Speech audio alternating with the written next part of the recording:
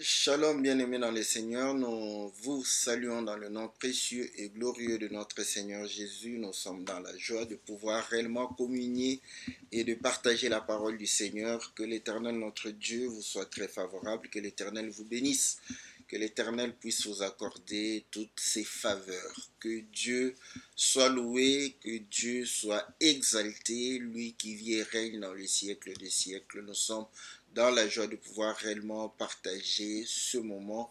Nous sommes dans la joie de pouvoir réellement glorifier le nom du Seigneur. Nous sommes dans la joie de pouvoir élever le nom de celui qui est Dieu.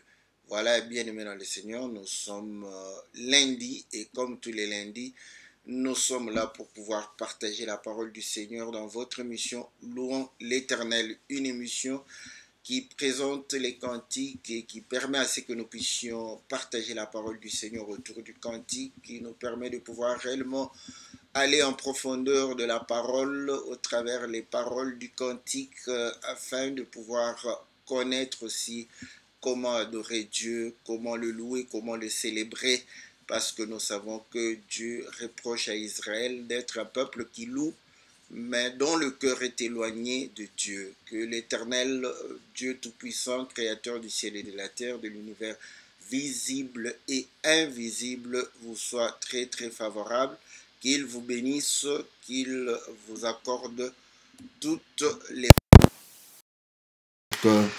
Nous croyons que Dieu nous sera très très favorable. Nous sommes là le lundi et c'est votre serviteur, le pasteur Philippe Mukenge, pour votre émission Louons l'Éternel, une émission qui nous permet d'être édifiés par les chantres et une émission qui nous permet de pouvoir réellement aller en profondeur de la parole du Seigneur. Que Dieu Tout-Puissant puisse vous bénir, que Dieu Tout-Puissant puisse vous accorder toutes les bonnes choses. Salutations à notre bien-aimé Todd Mbemba. Nous saluons réellement tous ceux qui sont fidèles à cette émission. Nous saluons la sœur Cathy, la sœur Bibiche, la sœur Sylvie. Nous saluons la sœur Bia, le bien-aimé Ghislain, le bien-aimé Peter. Nous saluons... le bien-aimé Jean-Marie, Jean-Didier, nous saluons la sœur Ida, que le Seigneur vous bénisse. Nous saluons la sœur Valérie, la sœur Corinne, nous saluons la sœur Aurélie, le bien-aimé Farid, nous saluons tous ceux qui sont fidèles à cette émission. Tous ceux qui aiment cette émission, tous ceux qui soutiennent cette émission, que le Seigneur vous soit très favorable, que le Seigneur vous bénisse, que le Seigneur vous accorde toutes les bonnes choses. Voilà, comme vous le savez, nous allons pouvoir réellement, dans un premier temps, écouter le cantique et après, nous revenons dans notre studio virtuel pour pouvoir partager la parole du Seigneur. Donc, aujourd'hui, nous sommes bénis par notre bien-aimé l'homme de Dieu, Jason Walanganda, dans le cantique, lui l'a intitulé Nous n'emprunterons point. Donc, voilà, nous, on va parler de l'emprunt. Voilà pourquoi, au travers lui, nous saluons tous les bien-aimés de l'Afrique du Sud. Nous saluons la sœur Narita et son mari, Serge Malala, que le Seigneur vous soit très, très favorable. Et nous bénissons tous les bien-aimés de Cap Town, tous les saints qui sont là-bas. Que le Seigneur vous soit très favorable, que le Seigneur vous bénisse, que le Seigneur puisse vous accorder toutes les bonnes choses, que Dieu puisse exaucer le cri de votre cœur, que Dieu puisse vous bénir. Comme vous le savez, nous allons écouter le cantique, nous allons revenir après le cantique pour pouvoir résumer le cantique et pouvoir commencer à partager ce que le Seigneur a mis dans notre cœur selon la grâce du Seigneur pour que nous puissions véritablement nous bénir, véritablement nous soutenir, nous réconforter autour de la parole. Que Dieu puisse véritablement vous accorder toute sa faveur et toutes ses bontés. Suivons le cantique et après quoi nous allons revenir dans notre studio virtuel.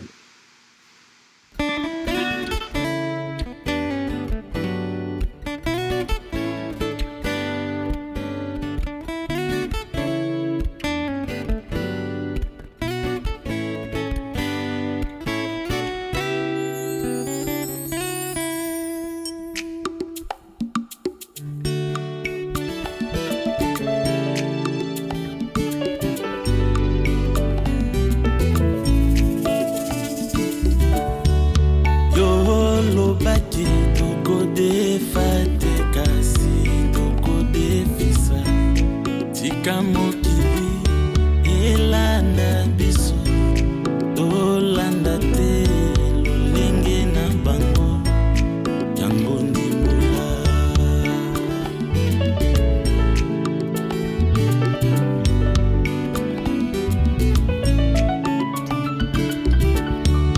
liloba nde ekopesa miso oyo ayoki nde akomona oyo amoni nde akosimba mpe na suka akokangama. Oh, alors je viens Seigneur, reçois-moi, fais-moi briller dans la maison comme l'étoile dans les cieux, dans les cieux.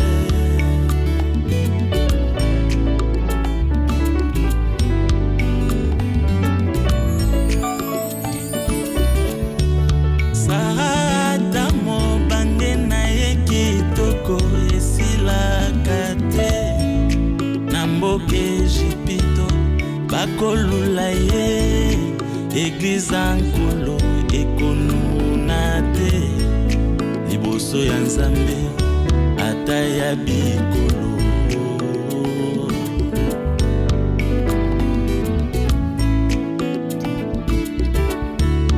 Kuta yokenda otikelanga elembo kozonga nayebi okozonga kokamatanga nazelaka yo ngata mare yo ngejida. Oh, oh, oh.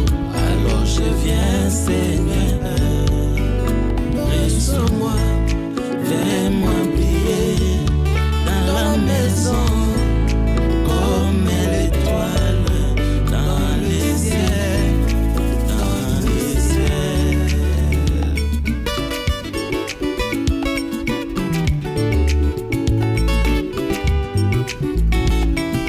Eh Yahweh, nanga. Eh Yahweh, nanga. Osimanga ngai moko nakoki te. Eh Yahweh, nanga.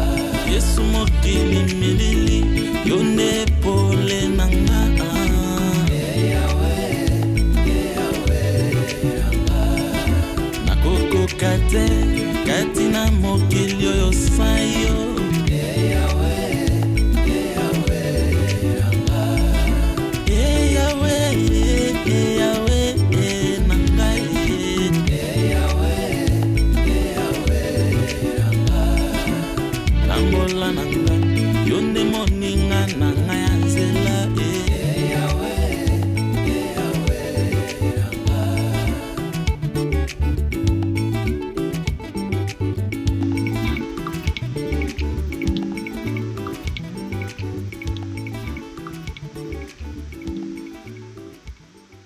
Voilà, bien-aimés dans le Seigneur, nous revenons dans notre studio virtuel pour pouvoir réellement partager la parole du Seigneur. C'est notre bien-aimé Jason Walanganda qui nous a édifié au travers le cantique nous n'emprunterons point.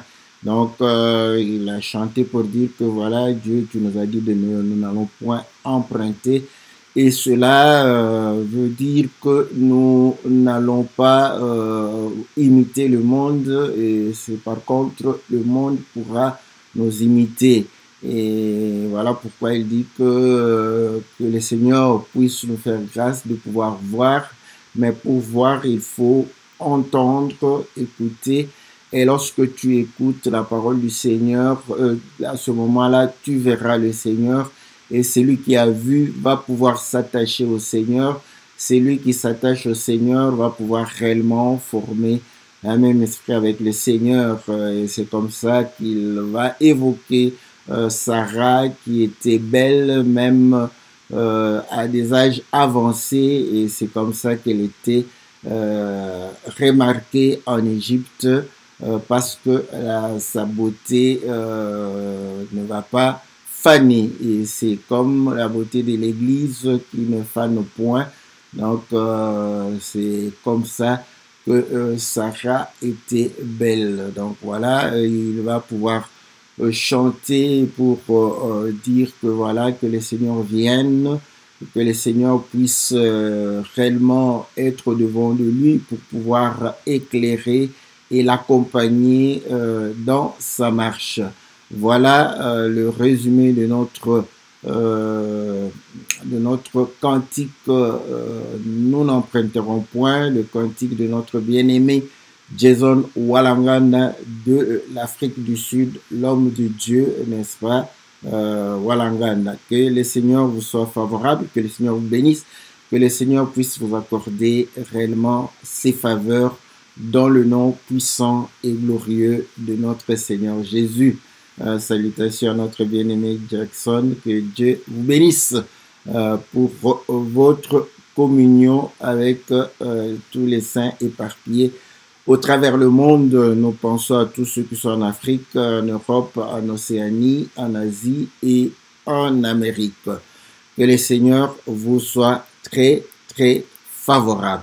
Voilà, bien aimé dans le Seigneur. Donc, nous disons ceci sur les dettes. Nous avions déjà parlé aussi de cela. Voilà pourquoi nous invitons réellement tous ceux qui veulent aller en profondeur de la parole, de pouvoir s'abonner à notre chaîne YouTube. Et à ce moment, vous allez comprendre que l'écriture de Deutéronome, où il est dit que vous n'emprunterez point, mais vous prêterez, cela, nous avons dû expliquer. Et c'est ce que lui, il a résumé, c'est-à-dire que nous n'allons pas pouvoir réellement chercher à copier, n'est-ce pas, le comportement des mondains. Par contre, que le monde puisse réellement nous copier, ça sera une bonne chose. Voilà pourquoi vous allez comprendre que dans les sociétés du monde, les lois, les constitutions, les garanties de liberté, tout ça, donc généralement, ils se sont focalisés sur les principes divins, n'est-ce pas? Et lorsque nous sommes en Europe, vous allez comprendre que ils se sont basés réellement sur la plupart des paroles du Seigneur, de la Bible, pour pouvoir s'inspirer dans les lois qu'ils ont dû établir. Mais nous savons que dans d'autres sociétés, même si c'était des sociétés orales, mais vous allez voir que les principes de société, les règles établies pour pouvoir vivre ensemble, ce sont des règles qui réellement se basent sur les principes divins. Donc, pour montrer que c'est tout à fait normal que le monde puisse copier, n'est-ce pas, les choses qui sont les choses de Dieu, et c'est tout à fait normal qu'il puisse se référer à ce qui est divin, mais que nous ne puissions pas aller réellement dans le sens inverse.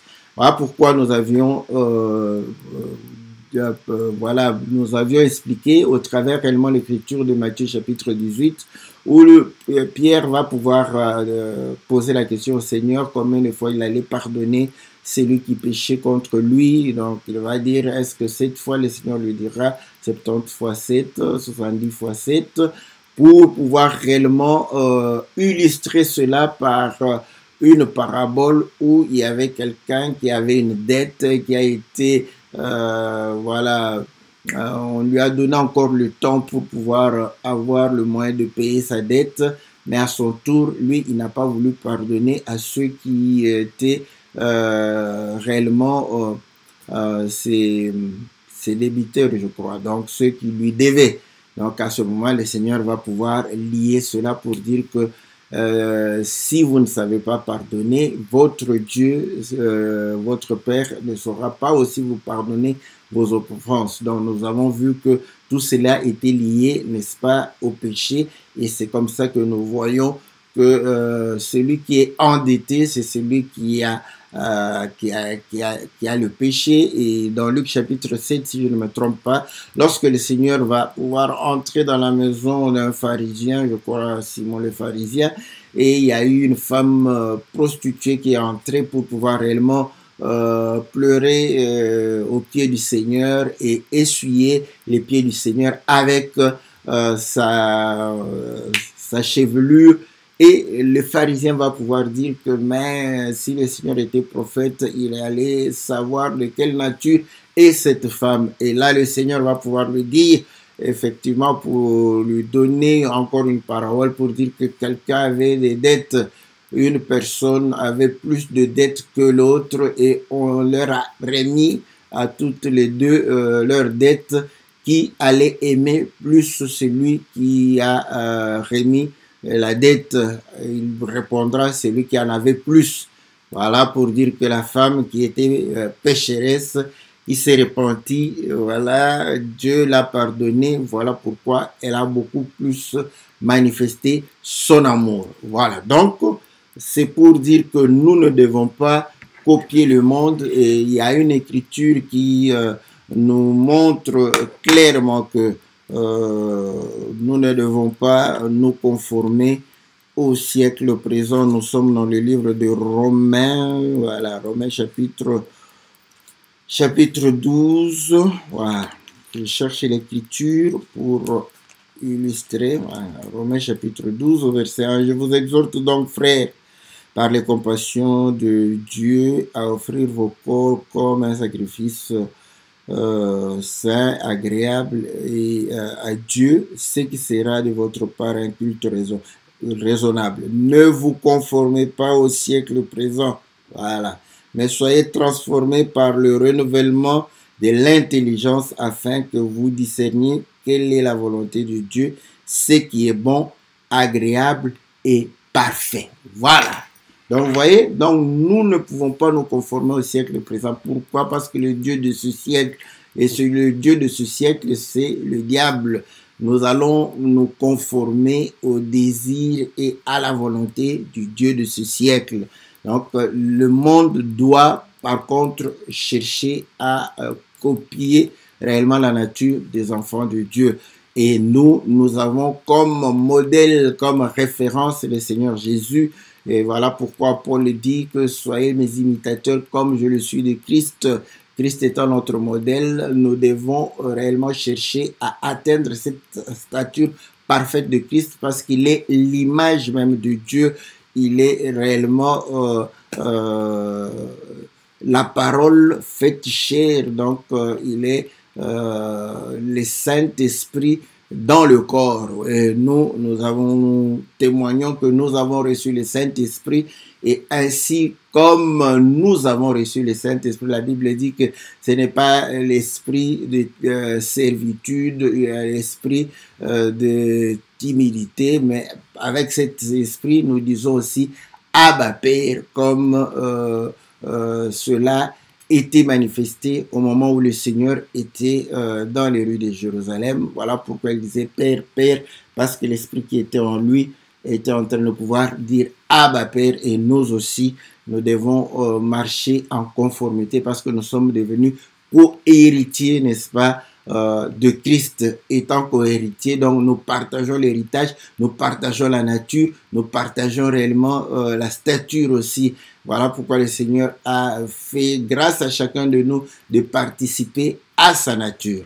Voilà, donc vous allez comprendre que il prend l'exemple de Sarah. C'est ce que j'ai préféré aussi, j'aime par rapport à cela. Et vous savez que lorsque Sarah est descendue en Égypte, Sarah a été remarquée, Sarah a été, c'était la plus belle femme de l'Égypte. Voilà, lisons l'écriture, n'est-ce pas? Nous sommes dans le livre de Genèse, Genèse chapitre 12. Genèse chapitre 12, je crois, si je ne me trompe pas. Voilà. Genèse chapitre 12, au verset 10.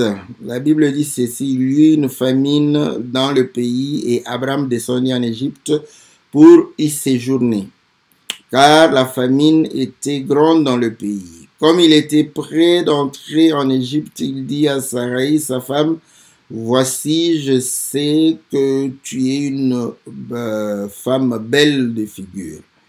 Quand les Égyptiens te verront, ils diront, c'est sa femme, et ils me tueront et te laisseront laver. Dis, je te prie que tu es ma sœur, afin que je sois bien traité à cause de toi et que mon âme vive grâce à toi. Lorsqu'Abraham fut arrivé en Égypte, les Égyptiens virent que la femme était fort belle. Les grands de Pharaon la virent aussi et la vantèrent à Pharaon, et la femme fut amenée dans la maison de Pharaon. Bon, pourquoi je le voyais? Donc, vous allez voir que Sarah est descendue en Égypte et c'était une femme remarquable. Donc, on a dû remarquer Sarah parce qu'elle était belle. Mais c'était à quel âge? Je ne sais pas si... voilà. Nous sommes dans le verset 4. Abraham partit comme l'Éternel le lui avait dit et Lot partit avec lui. Abraham était âgé de 75 ans lorsqu'il sortit de Charan. Abraham prit Sarai sa femme et Lot, fils de son frère, avec tous les biens qu'il possédait et les serviteurs qu'il avait acquis à Charan. Ils partirent pour aller dans le pays de Canaan et ils arrivèrent au pays de Canaan. Abraham parcourut le pays jusqu'au lieu nommé Shichem, jusqu'aux chaînes de Morée. Les Cananéens étaient dans le pays.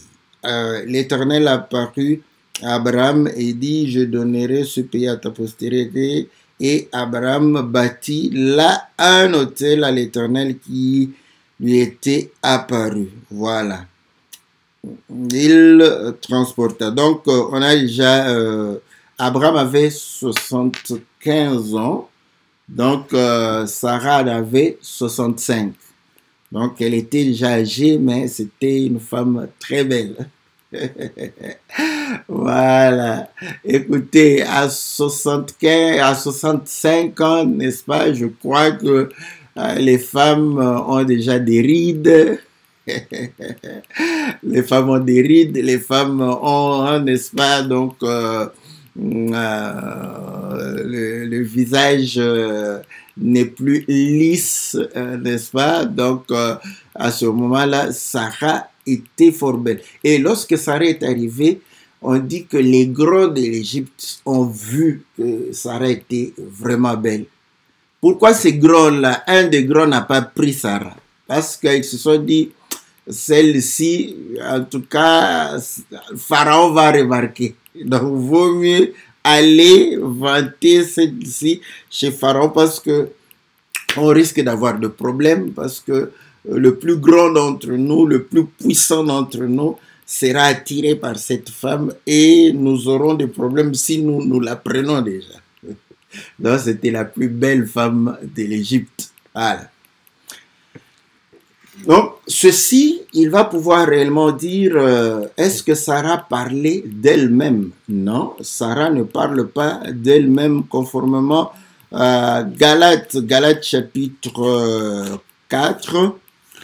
Vous allez voir que dans le livre de Galates chapitre 4, nous allons comprendre que Sarah ne parle pas d'elle-même. La Bible dit ceci au verset 21. Dites-moi, vous qui voulez être sous la loi, n'entendez-vous point la loi? Car il est écrit qu'Abraham eut deux fils, un de la femme esclave et un de la femme libre. Mais celui de la femme esclave naquit selon la chair, celui de la femme libre naquit en vertu de la promesse. Ces choses sont allégoriques, car ces femmes sont deux alliances. L'une du mont Sinaï enfanta pour la servitude, c'est Agar, car Agar c'est le mont Sinaï en Arabie, et elle correspond à la Jérusalem actuelle qui est dans la servitude avec ses enfants. Mais la Jérusalem d'en haut est libre, c'est notre mère, c'est Sarah qui est la Jérusalem d'en haut, voilà. Et là, vous allez comprendre que la Jérusalem d'en haut, qui est notre mère, Hébreu, va pouvoir donner le sens pour démontrer que effectivement c'est cette assemblée, c'est ce corps, c'est cette église que nous sommes. La Bible dit ceci au verset Hébreux chapitre 12 et au verset 21. Et ce spectacle était si terrible que Moïse dit, je suis épouvanté et tout tremblant. Mais vous vous êtes approchés de la montagne de Sion, de la cité du Dieu vivant, de la Jérusalem céleste, des myriades qui forment le cœur de saints, de l'assemblée de premiers-nés inscrits dans les cieux, du juge qui est le Dieu de tous, des esprits des justes parvenus à la perfection. Voilà, n'est-ce pas, ce que Sarah est. Sarah, c'est notre mère. Sarah, c'est l'Église. Sarah, réellement, c'est l'alliance, cette nouvelle alliance dans laquelle nous sommes. Voilà pourquoi cette alliance ne vieillit point. Cette nouvelle alliance, n'est-ce pas? Voilà, j'aime ça. Écoutez, c'est que la parole de Dieu dit, n'est-ce pas? Je crois que dans Hébreux toujours, cette nouvelle alliance, n'est-ce pas, ne vieillit point. Il dit ceci au verset, Hébreux chapitre 8, au verset, je commence au verset 10. Mais voici l'alliance que je ferai avec la maison d'Israël. Après ces jours-là, dit le Seigneur, je mettrai mes lois dans leur esprit, je les écrirai dans leur cœur et je serai leur Dieu et ils seront mon peuple.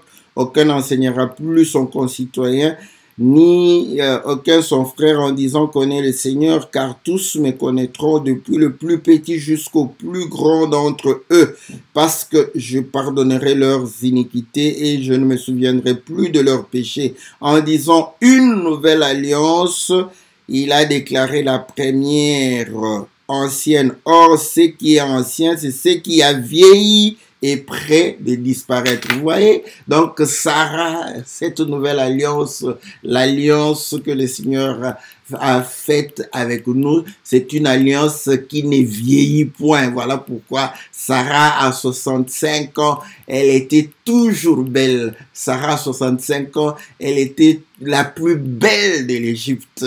Donc, Sarah parle de l'alliance du Seigneur ne vieillit point. Voilà pourquoi nous ne pouvons pas nous moderniser en rompant l'alliance de notre Dieu. Donc, nous ne devons pas chercher à nous détacher, n'est-ce pas, de cette alliance pour aller nous attacher aux mœurs, aux traditions du monde, nous attacher, n'est-ce pas, aux idées, n'est-ce pas, des hommes de cette terre. Voilà, donc c'est cela qu'il est en train de pouvoir dire. Et faire cela, c'est véritablement emprunter une autre nature. Ce n'est pas à nous de pouvoir emprunter la nature des mondains, mais les mondains doivent emprunter notre nature. Voilà. Donc, nous voyons que Sarah était véritablement belle. Et maintenant, écoutez, Pierre nous dit, Pierre va pouvoir nous aider, 1 Pierre chapitre 3.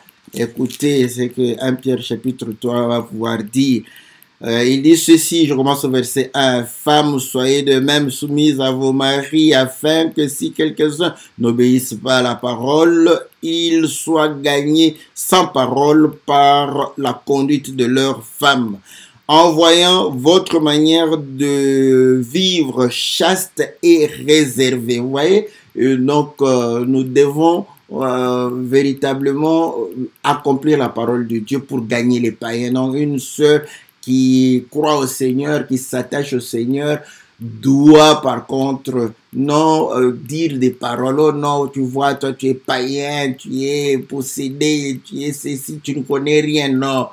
Tu n'as qu'à garder, n'est-ce pas, le silence et pouvoir vivre de manière chaste et réservée. C'est ta conduite, c'est ta manière de vivre, c'est ce comportement que nous avons, cette vie que nous menons. C'est ça le grand témoignage qui va pouvoir réellement témoigner que nous ne sommes pas de ce monde. Nous avons été rachetés par le prix du Seigneur qui a payé pour nous à la croix en versant son sang.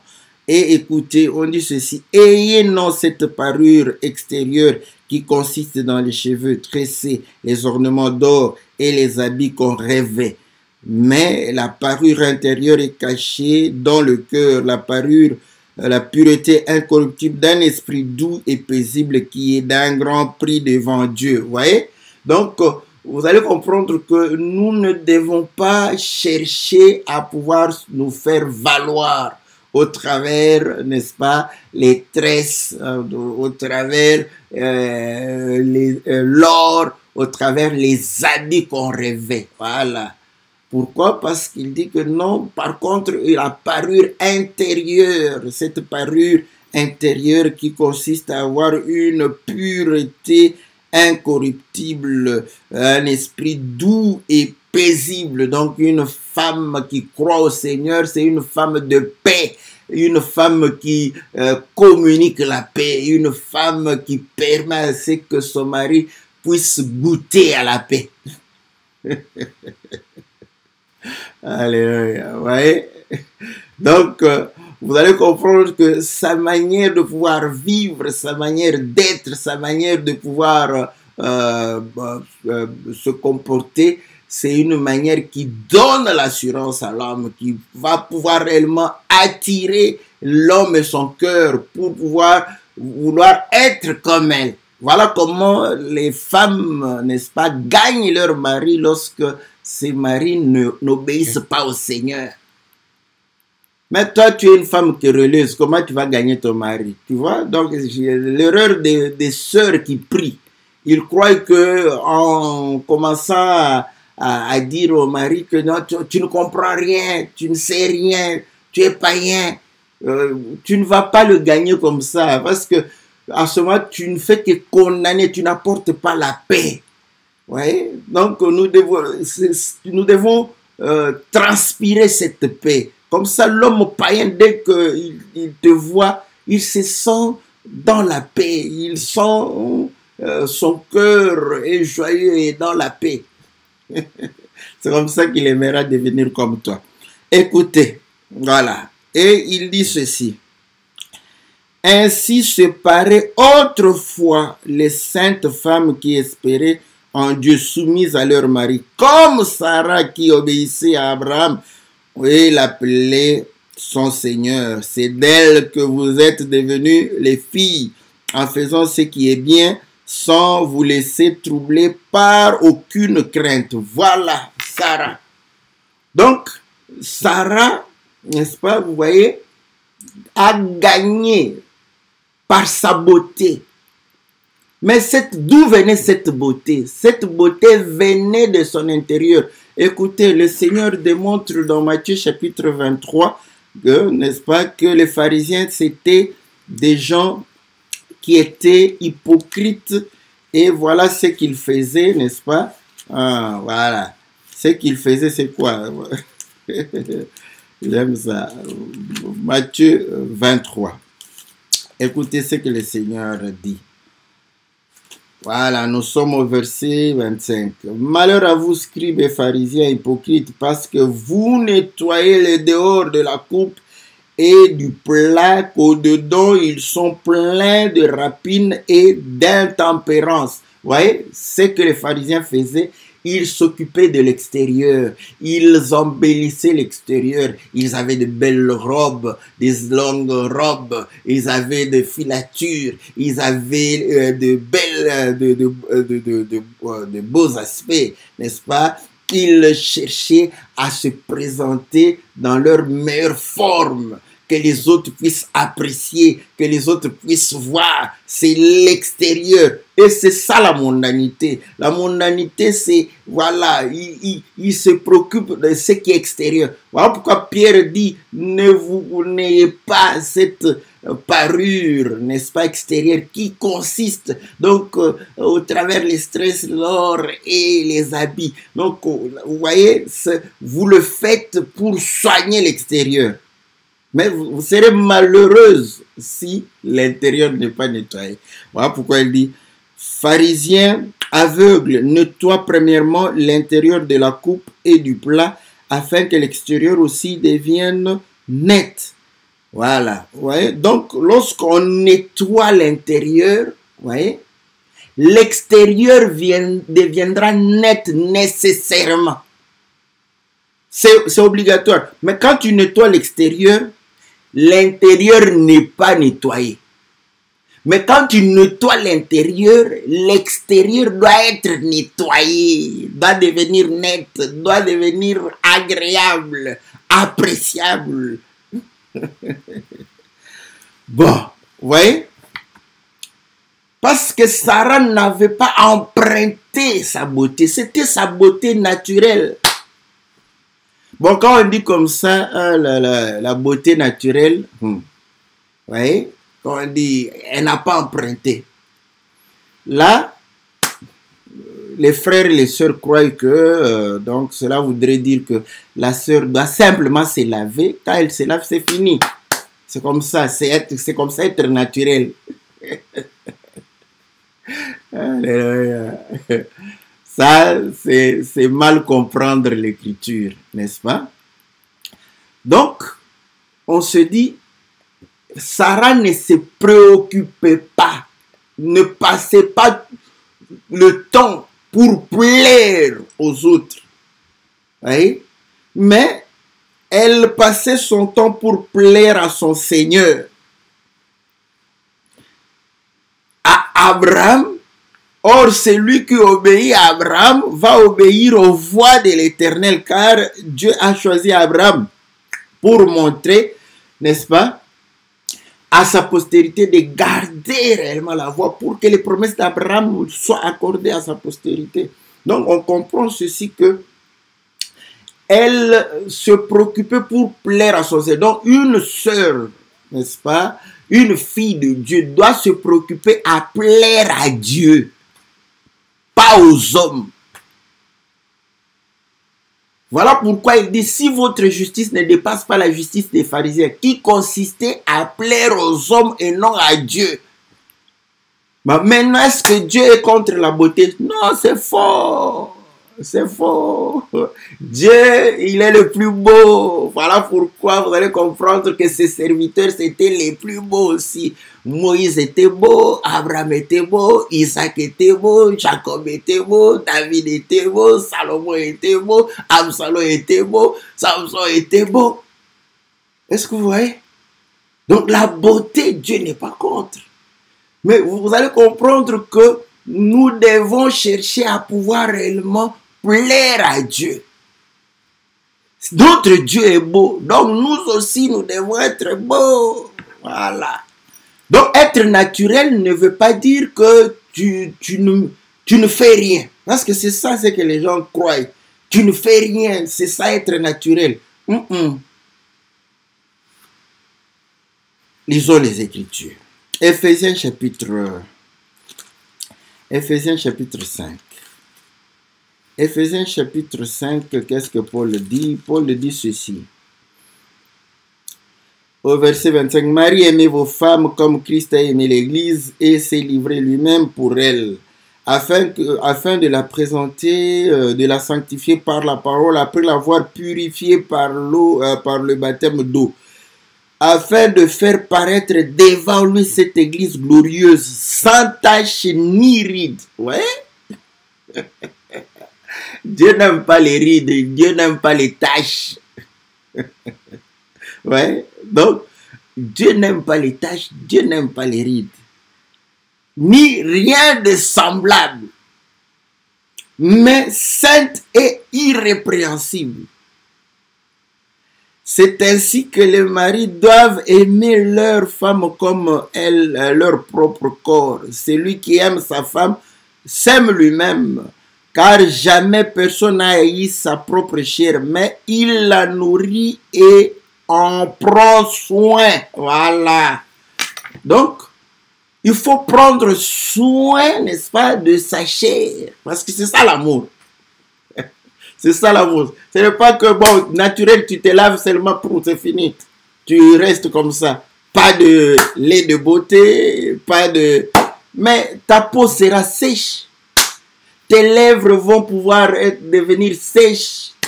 Tu auras de... gerçures. Hein? Je crois que je salue ma soeur Charlotte qui avait donné ce mot. Ouais. Donc, tu dois prendre soin. Et pour prendre soin, vous allez comprendre que ta peau a besoin d'être hydratée pour ne pas sécher. N'est-ce pas? La sécheresse démontre la malédiction. J'aime ça, ouais. Donc, tu dois prendre soin de toi. Tu dois prendre soin de tes cheveux. Mais tu ne dois pas prendre soin de tes cheveux pour plaire aux hommes, mais pour plaire à Dieu. Parce que Dieu aime la propreté. Voilà pourquoi dans le livre de Matthieu chapitre 6, le Seigneur dit ceci. Il dit que, voilà, quand vous gênez, il ne faut pas avoir une tête là triste. Hein? Et vous allez défaire la tête. Écoutez, Matthieu chapitre 6 au verset 16. Lorsque vous gênez, et ne prenez pas un air triste comme les pharisiens, les hypocrites qui se rendent le visage tout défait pour montrer aux hommes qu'ils jeûnent. Je le dis en vérité, ils reçoivent leur récompense. Mais quand tu jeûnes, parfume la tête, lave ton visage. Vous voyez? Pourquoi parfumer la tête? Donc, vous voyez que le Seigneur prend soin. Écoutez maintenant, quand tu te parfumes, cette odeur-là, est-ce que c'est l'odeur naturelle de ton corps? Parce que, vous voyez, quand les gens disent qu'il faut rester naturel, ça veut dire quoi? Mais il ne faut pas mettre aussi le parfum, parce que l'odeur, ce n'est pas ton odeur naturelle. Oh Seigneur, ça c'est bon. Vous voyez? Donc, on doit se parfumer, n'est-ce pas? Pourquoi? C'est normal. Dieu n'aime pas les mauvaises odeurs.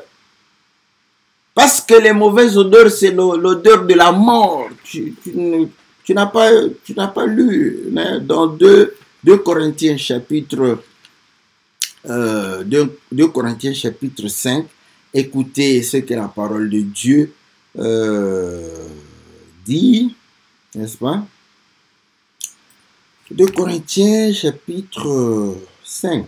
Attendez. Non, chapitre 2. 2 Corinthiens chapitre 2, on dit, au verset 15, nous sommes en effet pour Dieu la bonne odeur de Christ. Alléluia, la bonne odeur de Christ. Voilà pourquoi nous devons nous parfumer, ma soeur, mon frère. Voilà. Donc, une femme naturelle, c'est une femme qui, elle se lave, elle se parfume, elle soigne sa peau pour que sa peau soit hydratée, lisse, douce. Comme ça, quand son mari touche, son mari est content. Voilà. Ce n'est pas que tu te laves comme ça, c'est fini, et puis après, quand tu vas ta peau sécher comme ça, oh là, le mari peut se demander, est-ce que c'est ma femme ou c'est quelqu'un d'autre? Voilà. Donc, vous voyez, nous sommes la bonne odeur de Christ parmi ceux qui sont sauvés et parmi ceux qui périssent, aux uns une odeur de mort, donnant la mort, aux autres une odeur de vie, donnant la vie, et qui est suffisant pour ces choses. Donc, vous voyez, la bonne odeur, c'est la vie. L'odeur de la mort, c'est l'odeur de la pourriture, c'est les mauvaises odeurs. C'est normal. Quand on transpire, voilà pourquoi on se parfume. Mais est-ce que tu vas me traiter que je ne suis pas naturel? Je suis naturel. Je me parfume. Voilà. Je prends soin. Il faut prendre soin de soi. Voilà. Prendre soin de ses cheveux. Écoutez, je vais lire une écriture dans 2 Samuel chapitre 19. 2 Samuel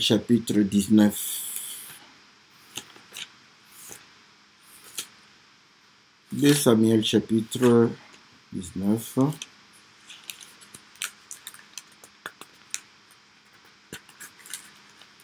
Voilà. À partir du verset, je lis le verset 24. Méphibosheth, fils de Saoul, descendit aussi à la rencontre du roi. Il n'avait point soigné ses pieds, ni fait sa barbe, ni lavé ses vêtements, depuis le jour où le roi s'en est allé jusqu'à celui où il revenait en paix. Ouais? Donc, il avait l'habitude de prendre soin de ses pieds. Pédicure, c'est ici dans la Bible. Voilà, prenez soin de ses pieds.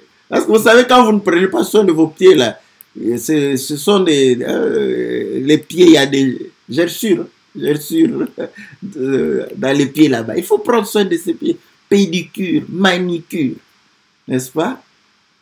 Prendre soin de ses cheveux, les peigner, les coiffer. Parce que lui, il n'a pas fait sa barbe. Vous voyez? Il prenait soin de sa barbe aussi. Soin de ses vêtements. Oui. Être naturel, c'est ça. C'est-à-dire que ta beauté, c'est ta beauté. Tu n'empruntes pas la beauté. Tu ne changes pas. Vous voyez, ceux qui empruntent, donc elle-même, quand elle est devant le miroir, là, après avoir mis trop de peinture et tout, elle sait qu'elle a changé complètement. Lui, elle-même sait que non, c'est pas elle. C'est ça c'est de pas être naturel. Elle-même sait que ça, ce n'est pas moi. Parce que quand je vais me laver et tout, je vais redevenir moi-même. Donc c'est une beauté empruntée. Mais nos sœurs ne doivent pas avoir une beauté empruntée. Cela ne veut pas dire qu'elles doivent se négliger. Non, elles doivent prendre soin d'elles-mêmes. Laver le visage, prendre soin de son visage, de ses lèvres. N'est-ce pas?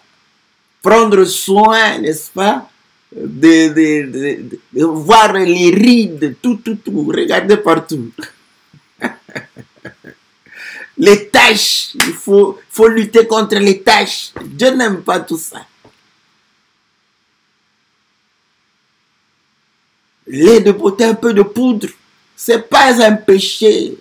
Tu resteras la même. Et quand on te verra, toi-même quand tu te regardes au miroir comme ça, tu sais que c'est moi. Moi je dis des choses, ce sont des choses pratiques. Les femmes le savent. Vous avez compris que la femme est là, elle fait comme ça. Elle fait comme ça. Mais elle sait elle-même que ce n'est plus elle. Parce qu'elle c'est comme ça, mais elle fait comme ça. Donc elle sait que ce n'est plus elle. Ça c'est pas moi. J'emprunte ça. J'emprunte encore. Ça, elle n'est plus naturelle. Elle n'est plus naturelle. Elle le sait. Et elle regarde comme ça, elle se dit, elle prend le truc bleu, elle met ici. Elle sait que c'est pas elle. Mais nos sœurs doivent prendre soin d'elles-mêmes. Parce que Dieu n'est pas contre. Celui qui aime sa femme prend soin de sa propre chair. Donc il faut prendre soin de la chair. Je termine par cette écriture. Parce que l'écriture nous demande de prendre soin de la chair. Dans le livre de Romains, Romains chapitre 13, on dit ceci. Voilà. Je commence au verset 12. La nuit est avancée, le jour approche. Dépouillons-nous donc des œuvres des ténèbres et revêtons les armes de la lumière. Marchons honnêtement comme en plein jour, loin des excès. Voilà, loin des excès. Tu mets un peu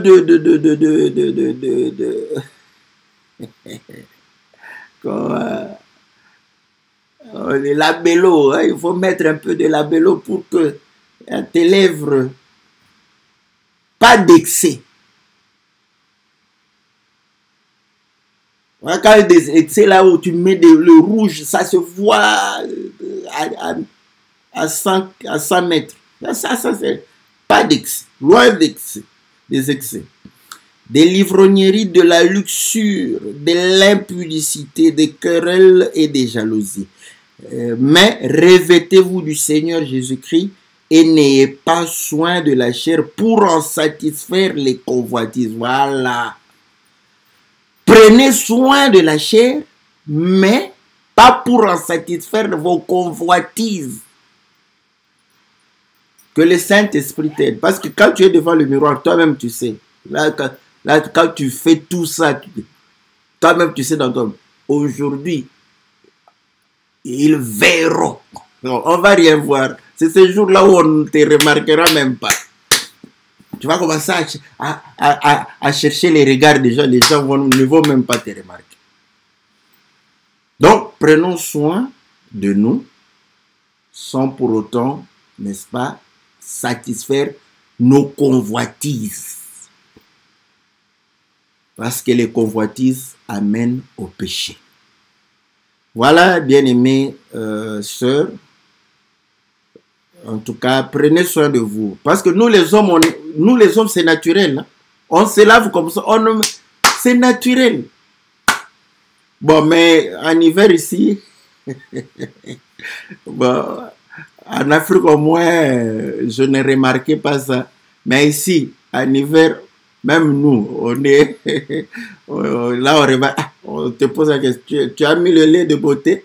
Là, comme tu n'es pas habitué à mettre le lait de beauté, très souvent, ben, qu'est-ce que tu fais? Ben, on a remarqué que tu n'as pas mis le lait de beauté. Ta peau est sèche. Donc voilà. Prenons soin de nous, n'est-ce pas? Car Dieu est beau. Nous devons être beaux et belles, n'est-ce pas, pour notre Seigneur. Nous devons être propres. Nous devons être chic pour notre Seigneur. Vous voyez? Des beaux habits, n'est-ce pas? Bien s'habiller. Voilà, être propre. Comme ça, quand quelqu'un t'apprécie d'abord comme ça, tu vois, si tu es naturel, il va t'apprécier à ta juste valeur. Si tu n'es pas naturel, donc l'homme t'apprécie et comprend aussi que en même temps tu l'invites.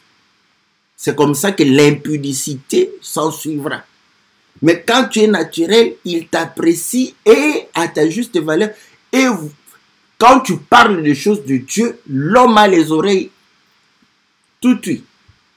Là, il écoute toute la parole que tu vas lui dire. Voilà, que le Seigneur nous soit favorable, que le Seigneur nous bénisse. Nous n'empruntons point la nature des païens, mais que les païens puissent véritablement chercher à emprunter notre nature. Que Dieu vous bénisse. On se retrouve lundi prochain par la grâce du Seigneur et nous allons nous retrouver le mercredi pour l'amour du Seigneur pour pouvoir parler des choses de Dieu, répondre à vos questions, répondre à vos préoccupations. Nous sommes là. Posez vos questions. Nous allons répondre si Dieu nous fait grâce d'avoir des réponses. Que Dieu vous bénisse au nom puissant et glorieux de notre Seigneur Jésus. Amen.